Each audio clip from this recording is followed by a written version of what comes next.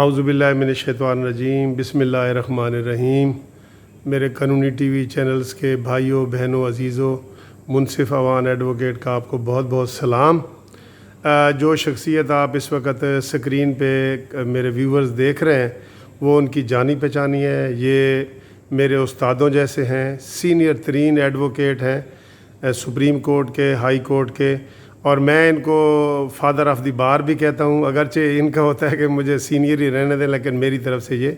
Father of the بار ہیں کیونکہ senior most ہے ماشاءاللہ، اور سینئر موسٹ سیاست دان ہے۔ تو آپ کو نام کو تو پتہ ہی ہے، احسان وائیں صاحب ANP کے بھی پورے پاکستان کے سابقہ صدر ہیں۔ تو ان سے ہم وقتاً فوقتاً گائیڈنس لیتے رہتے ہیں، ہر طرح کی گائیڈنس، خاص طور پہ سیاست میں جو ان کا علم ہے وہ ان جیسا میں نے کوئی یہاں پہ وکیل نہیں دیکھا۔ تو وائیں صاحب آپ سے آج ہم نے گفتگو یہ کرنی ہے کہ ایک تو موجودہ پالیٹکس بڑی تیز ہوئی ہے، PDM کے جلسے ہو رہے ہیں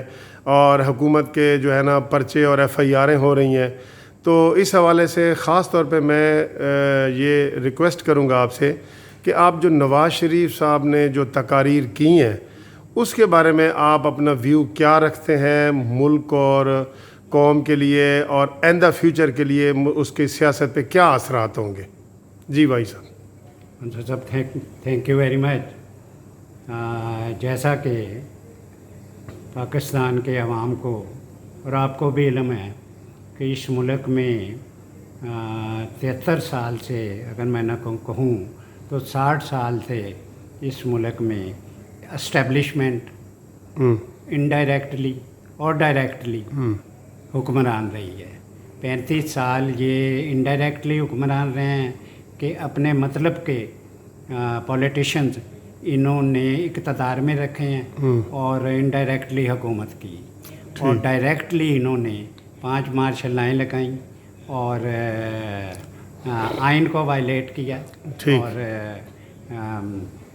قانون کے خلاف ورزی کی، اور انہوں نے ایک دفعہ 11 سال ایوب خان صاحب نے، اور یحییٰ خان نے 4 سال، اور جنرل ضیاء الحق نے بھی 11 سال، اور پرویز مشرف نے بھی 9 سال یہ حکومت کی۔ یہ اکٹھے ہو کے ان کو اگر کاؤنٹ کر لیا جائے تو یہ 33 سال بنتے ہیں۔ تو مسئلہ یہ بنا کہ جب بے نظیر الیکٹ ہونے کے بعد حکمران آئیں تو چیف آف سٹاف نے یہ شرط لگائی کہ آپ وزیر خارجہ ایک فوجی کو رکھیں گی، لیفٹیننٹ جنرل صاحبزادہ یعقوب علی خان، اور بے نظیر محترمہ کو رکھنا پڑا تو پھر اقتدار ملا۔ اس طرح سے میاں نواز شریف صاحب 3 دفعہ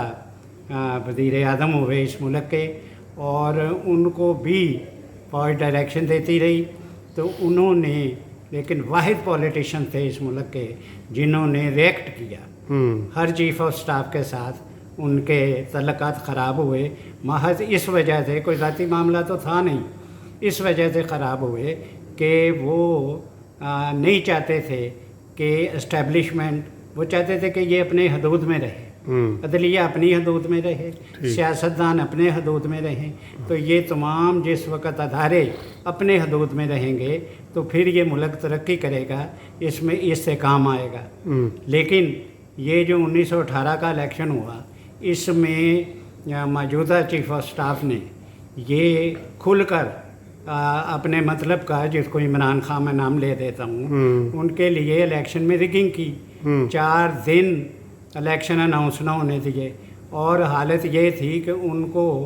MNA پکڑ کے دیتے رہے، MPA دیتے رہے۔ اس کے بعد ان کی حکومت بنائی، اور وہ اتنے ویک تھے میاں نواز شریف کے معاملے میں کہ پھر بھی 3 4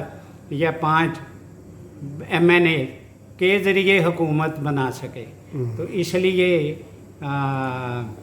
پھر یہاں نہ رکے، پھر میاں نواز شریف کو انہوں نے جھوٹے مقدمات میں الجھایا، ان پر کرپشن کے الزامات لگائے، جو کہ ان کے ٹرائل ہوئے، حتیٰ کہ سپریم کورٹ میں ان کا ایک قسم کا ٹرائل ہی ہوتا رہا، اور ان کو گالیاں دیتے رہے، مافیا بناتے رہے سارا کچھ، لیکن کرپشن اس کے خلاف ثابت نہ کر سکے، اور اسے صرف अकामा की बुनियाद पे जी। नाअहल करार दिया है, जो सारी दुनिया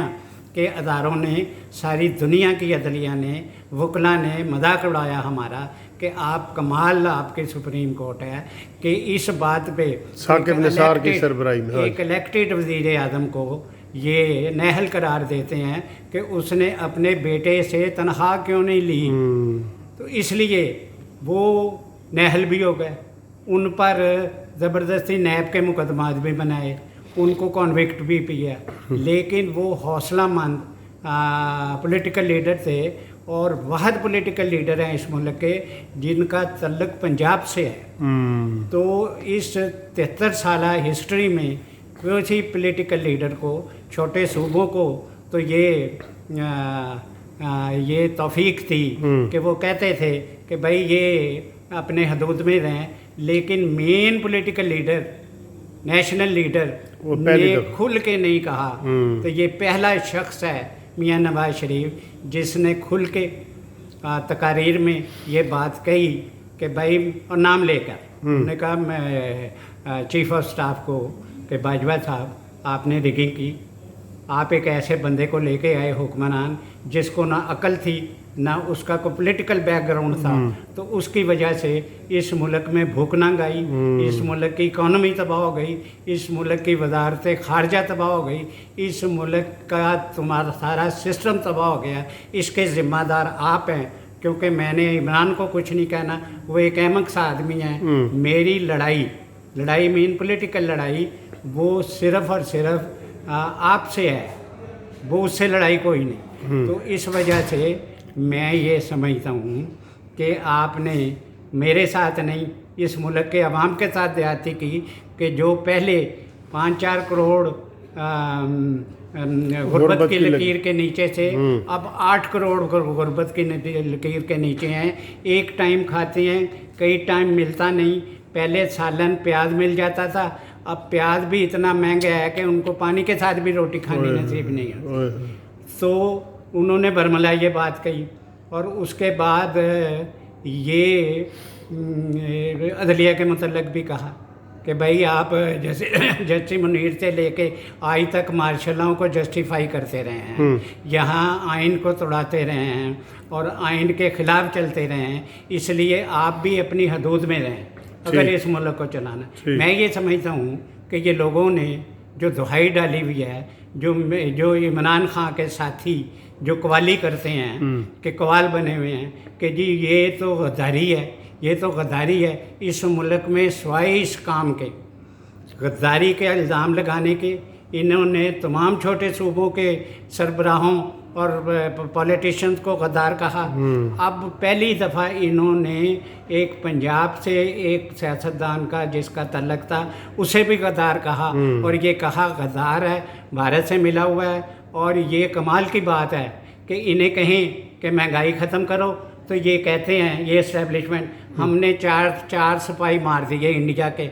इनको कहें इकॉनमी दुरुस्त करो, ये कहते हैं जी इंडिया हमला कर रहे हैं। इन्होंने एक इंडिया की एक्सप्लॉयटेशन ऐसे बनाई हुई है कि इन्हें ये मालूम होना चाहिए कि जिनके टैक्सेस की बुनियाद पर इन्हें तनख्वाह मिलती है वो भूखे मर रहे हैं, और आप उन्हें इंडिया से सुनाते रहते हैं। इसलिए मैं ये समझता हूँ कि ये तकारीर अवाम में इतनी पॉपुलर हो चुकी हैं कि वो समझती है अवाम इस मुल्क की कि भाई इसके नतीजे में जो कुछ उन्होंने कहा मियां नवाज शरीफ में, इसमें महंगाई भी ख़त्म होगी, इकॉनमी दुरुस्त भी होगी, और जमहूरियत आएगी इस मुल्क में, सूबाई खुद मुख्तारी मिलेगी, सूबों को उनके हकूक़ मिलेंगे। और इन्हें ये इस बात का पता होना चाहिए, अगर वो कहते हैं मियां नवाज शरीफ कहते हैं कि वोट को इज़्ज़त दो, तो इन्हें ये समझना चाहिए कि इन्होंने वोट को इज़्ज़त ना देकर मशरक़ी पाकिस्तान अलहदा किया, इसलिए कि उन्होंने कहा कि भाई हमने तो फातिमा जिन्ना को इलेक्ट कराया था, तुम लोगों ने, अयूब खान ने उसे हराया, इसका मतलब है कि हमारे वोट की कोई इज़्ज़त नहीं, हम तुम्हारे ग़ुलाम नहीं रहना चाहते, मुल्क तकसीम हो गया। इसलिए अब इन्हें ये वोट वोट को इज्जत देनी पड़ेगी। बिल्कुल। वोट को इज्जत देने का मतलब है कि अवाम को इज्जत देनी जी। और उनको इक़्तिदार में शामिल करना और उनको उनके हकूक़ देना। جی بھائی صاحب بہت آپ کی گفتگو میں بہت مزہ آ رہا ہے، بہت اچھی لگ رہی ہے، لیکن ہمارا ٹائم ختم ہو گیا ہے۔ قانونی ٹی وی چینل کی طرف سے تمام دوستوں کو خدا حافظ۔